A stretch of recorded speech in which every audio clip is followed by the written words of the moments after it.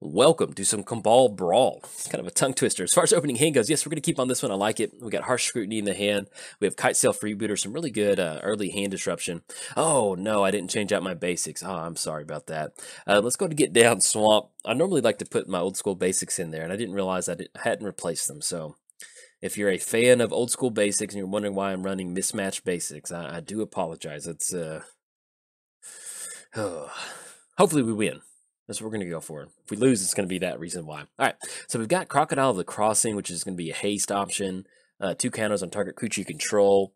Let's go ahead and do this. Let's go ahead and take Crocodile of the Crossing. I think I like that. It's always a little bit hard to Authority of the Councils. Yes, let's go and put that on top of our library. It's going to actually be a little bit hard for our opponent to kind of deal with that one. I mean, they might have some sort of some enchantment removal, but it's always at least good to get a little bit of life gain off of those snakes coming in. All right, opponent's going to lead off with Evolving Wilds and then get that swamp down and then pass the turn. Let's go and go for Concealed Courtyard. Let's go and go for that Authority of the Councils, and then we'll be good to go. We'll be looking at Kambal next turn. We're playing Kambal, Council of Allocation. Whenever a opponent casts a non-creature spell, that player loses 2 life and you gain 2 life. Playing against Hapatra, Vizier of Poisons. Whenever Hapatra deals combat damage to a player, you may put a -1 counter on target creature. Whenever you put 1 or more -1 counters on a creature, create a 1/1 green snake creature token with Death Touch. And they did get down Hapatra at this point. Let's go and cross off one of those forests. There we go. They did get that down, so it's going to leave Verdant Rebirth in the hand. Growing Rights of Itlimoc. We do have Kite Sail Freebooter, so I'm thinking at this point right now, if our opponent's going to get some really good stuff going, I kind of like going for Kite Sail. That way we don't run into that Growing Rights of Itlimoc. Let's go and get the planes down. Let's go for Kite Sail Freebooter. Yeah, I kind of like that instead of going for Kambal. Let's go for Kite Sail Freebooter. We're going to be able to look at our target opponent's hands. Let's go and cross these off real quick. Click OK.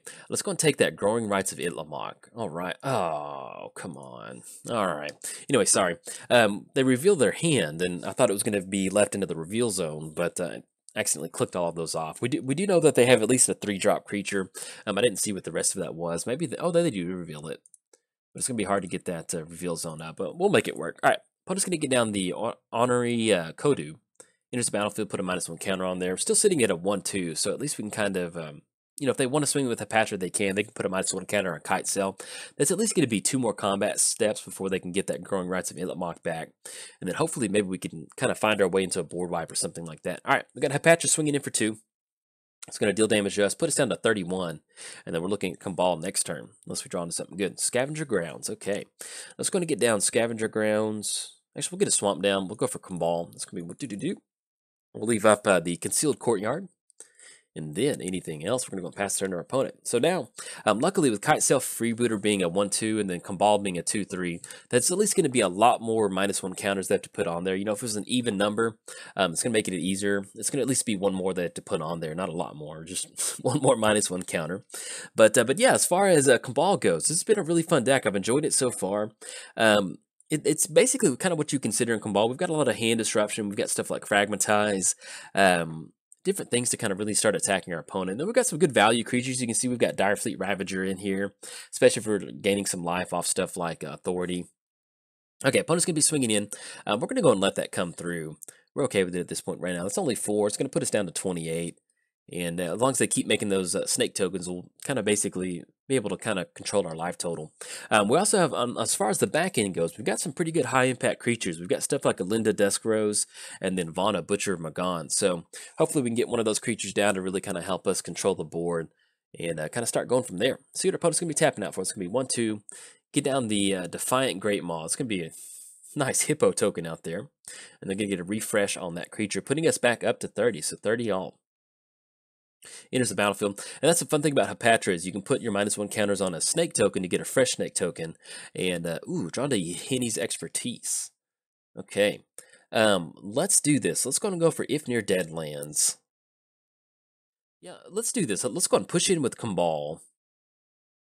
Yeah, I think I like that. We're going to be able to push in with Kambal. This is going to be 2. If they want to chump block with Hapatra, that's fine. At least you're going to be able to get in for 2, get down to 28. And then we can actually go for that Direfleet Ravager.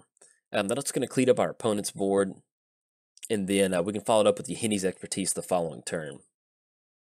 Go for Dire Fleet Ravager. Each of us are going to lose a third of our life. They go to 18, we go to 20. And then anything else, no, we're going to go and pass turn to our opponent. So hopefully with Kambal out there, maybe we can get some of those taxing effects to really start attacking their life total. And then hopefully, maybe we can find a good utility card to cast off that Yeni's expertise and then get some good stuff going from there. But yeah, as far as Brawl goes, I've been really enjoying it so far. And I know I always talk about it when I'm recording a Brawl deck, or at least a gameplay video. But if you think about going for it, I highly suggest you go for it. It's, that's not me trying to sell cards or anything like that. It's just, it's a really fun Magic experience, if that makes sense. All right, so we got the crew swinging across. We might be walking into a board wipe or something like that, so I don't mind offering up the Dire Fleet Ravager. I think there's something in their hand that if it dies, return target creature to its hand or something like that. So maybe that's what they're going for, but I can't remember exactly what it was. Or maybe you might be running into Heroic Intervention. That's what it was. Return it to its owner's hand, draw a card. Okay, Verdant Rebirth. At least we're going to go and force the, they're not going to get an additional snake token on the battlefield or putting a -1 counter on one of our creatures.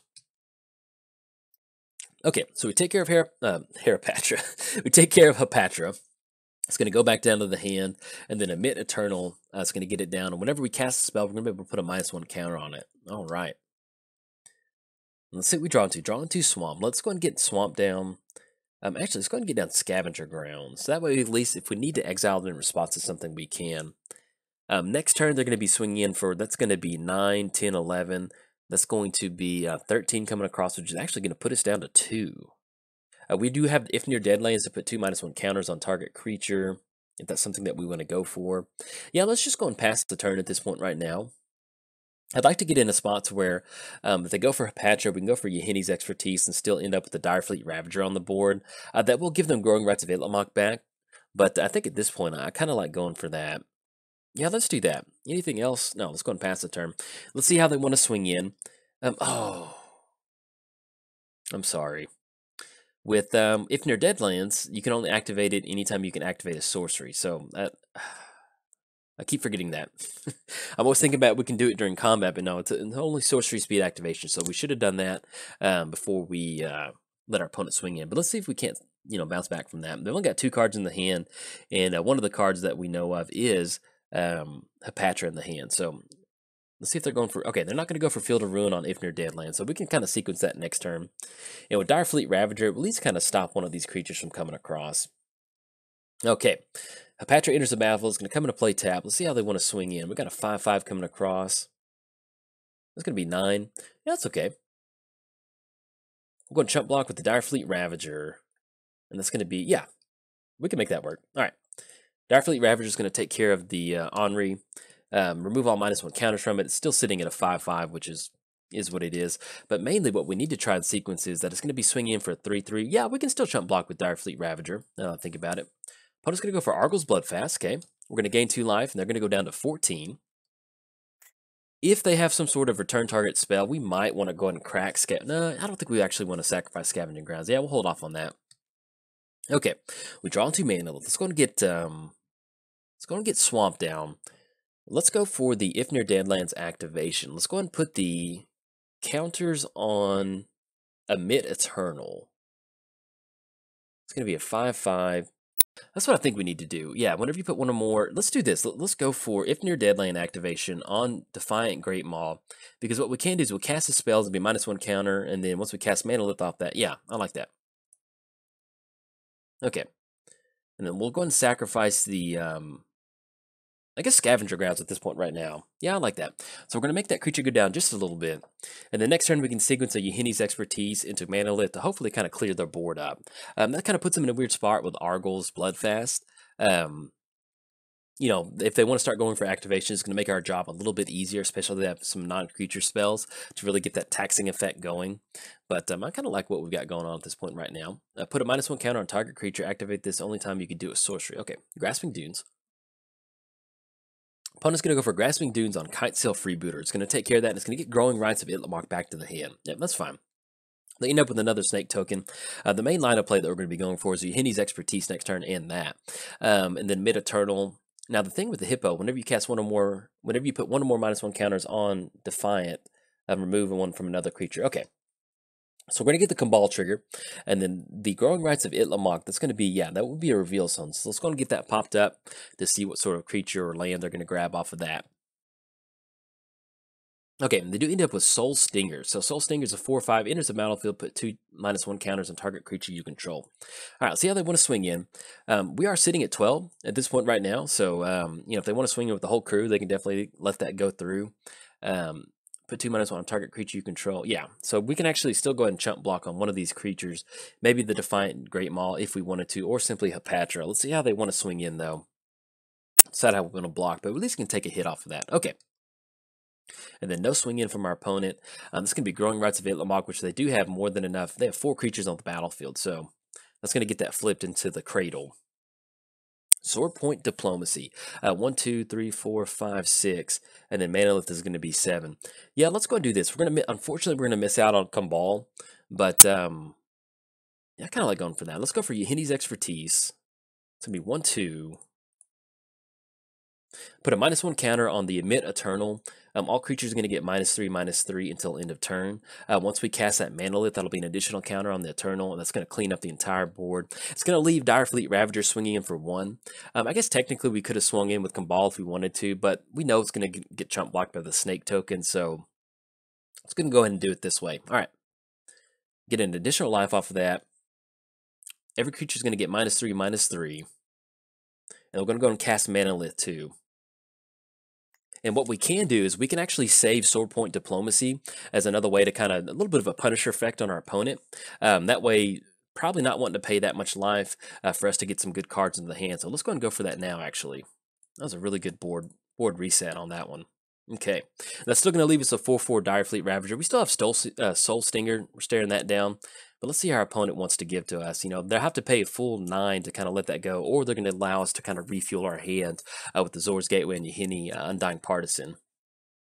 Okay, opponent actually goes all the way down to 6. I'm just going to get down the Forsaken Sanctuary. It's going to push in for 1. It's going to put them down to 5. At this point right now, if we simply just go for, we get lucky with some good spot removal or something like that, we can actually just tap out for Kambal next turn. Get down Kambal, and then, opponent's going to go for Argyl's Bloodfast. Yeah, I like it. They can start sacrificing creatures if they want to gain a little bit of extra life, but hopefully we can kind of really outrace that card draw with Kambal, getting down Kambal, outrace that life gain, excuse me, with Kambal, hopefully get some really good Kambal triggers going. And actually, now that I think about it, we have Authority of the Council. Once we have Direfleet Ravager swinging in for 4, whatever creature they get down, it's going to enter the battlefield tapped. So that might be, other than them gaining a bunch of life somehow or something like that, I think we're going to be able to close it out simply by them, a lot of their creatures are going to enter the battlefield tapped. I guess technically they could sacrifice a creature to gain some life. They could do that to the Soul Stinger. But either way, it's going to really kind of complicate their turn with having their creatures enter the battlefield tapped. Okay, opponent's going to go for Field of Ruin on if near Deadlands. I kind of figured maybe something like that was going to happen, especially if they're trying to make a turn to where they can sacrifice something.